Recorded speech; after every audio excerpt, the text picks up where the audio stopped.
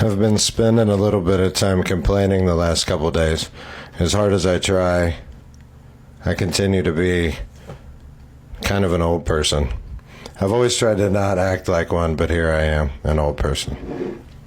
So, I've been complaining a lot about capitalism because it sucks.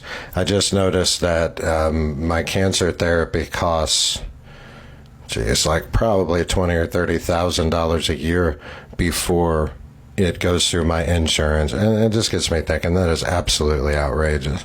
And when I sit here and I think about the different things that I do and how my life has changed since cancer, it actually has not really changed at all.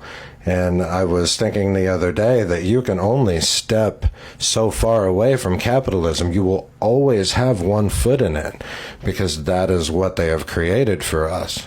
So what came to my mind today was eating, and which always comes to my mind because I am and was and possibly always will be addicted to food.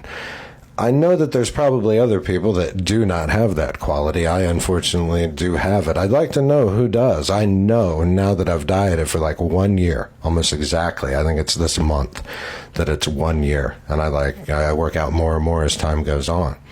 I'm just now getting to the point where I don't obsess about food at all. So this must be what it was like on the other side. So you quit said addiction, and then you have to support it day by day, that quitting and that thought of being free of that.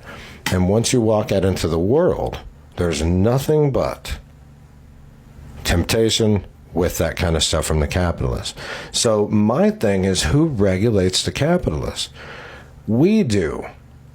And then again, no one does. Because the capitalists give us what we want. They spend a whole bunch of time and money perfecting, selling us what we want so they can sell more and make more money. And we sit here as pawns in the game. So in order for the capitalists to stop selling something, we have to not buy it. And I never knew this before. I was so hopelessly addicted to the system that I continued to go out and buy it. I only finally quit nicotine when I sat in the doctor's office when he told me I had bladder cancer.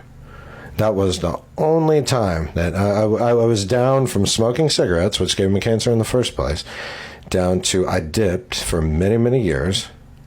Then I got down to pouches, and then I got down to the ones that they sell now, because there's always another alternative to keep you addicted. Those little, I don't know if you've seen them, they're on pouches or something. There's a few different kinds that I bought for a while, spent a whole bunch of money on. And then sitting in that office, I said, well, guess it's about time I quit nicotine. So the thing is you step out there, and then it's just available to you again. So I could hide it. I could go out there and do it all day when I was on my own. Coffee, as I reach for this, same deal on a different level. People have really enjoyed having arguments with me about how I liken heroin to these things. That's automatically, heroin's the worst thing in the world. And they'd be right. It's terrible. Alcohol and heroin, I would say, are 1 and 2, just from my experience. I'm sure there's worse. Prescription legal drugs are actually some of the worst. But when you step out, there's no regulation in what the capitalists can offer you. So buyer beware. That's what somebody like me, Gen Xer, I'm 49 years old, that's what we were taught in school by our parents. Buyer beware, buyer beware. We didn't have to buy it. I hear it, I don't know. So maybe some of you millennials and further up will tell me how you feel about buyer beware, which of course everybody knows it, but it was like a religion with when the boomers taught us how to do it. It's like if you buy a car that's a piece of crap, tough shit. And then I remember later they came up with something in my state called the lemon law because people just got screwed over so much. It was like, I think it's still a thing, but of course nobody knows what it is exactly. You have to look it up, and then you have to get a lawyer and everything else if you ever got into it. But I really, it might not be that for this, but I think the lemon law stated that you've got 5 days to return a car if it's just a piece of crap, but I'm sure that the capitalists have found a way to get around that.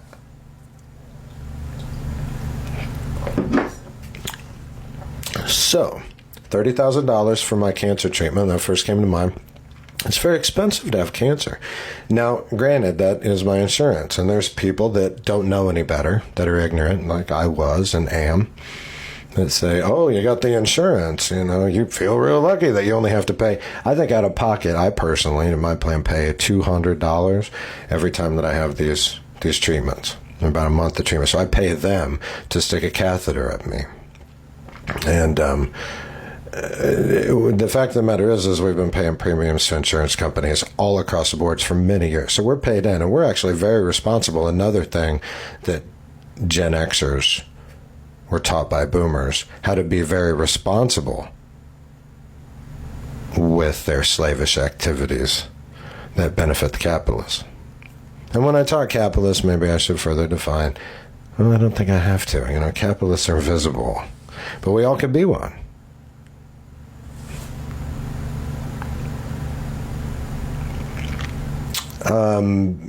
I was talking to somebody yesterday, and another person had cancer that you just meet them on the street, and then all of a sudden you'll find someone, and then you won't have too much to say because this person already knows. And they were going through chemotherapy and getting into how expensive it was, and just the different things involved in it.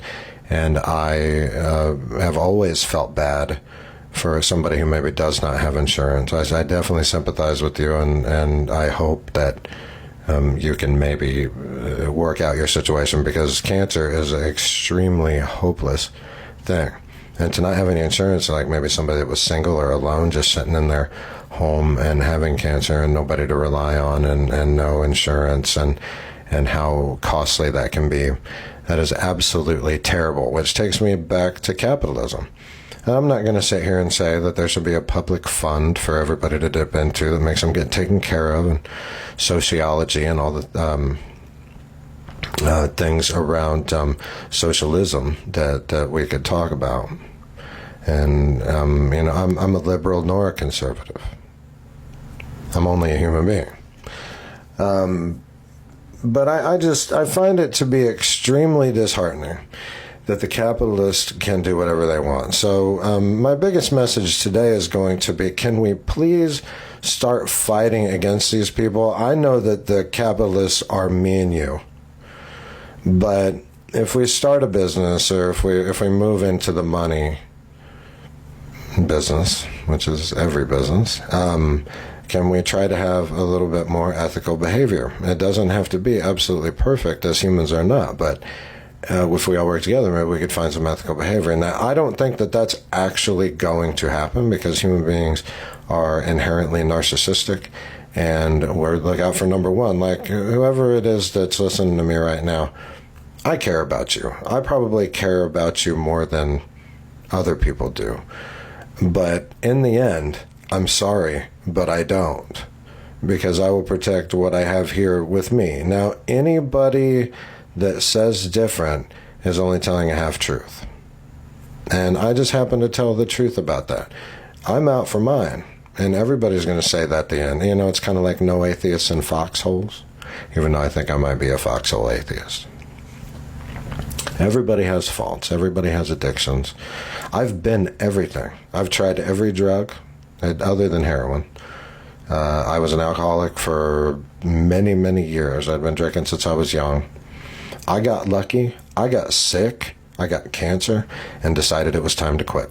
And I have no idea how I pulled this off. I've lost 120 pounds. I'm more fit than I've ever been in my entire life. So my advice to you all would be to do this if you can, but I would have never ever done it unless I was forced in some way. Cancer is a great motivator. Try not to be forced. Just do it.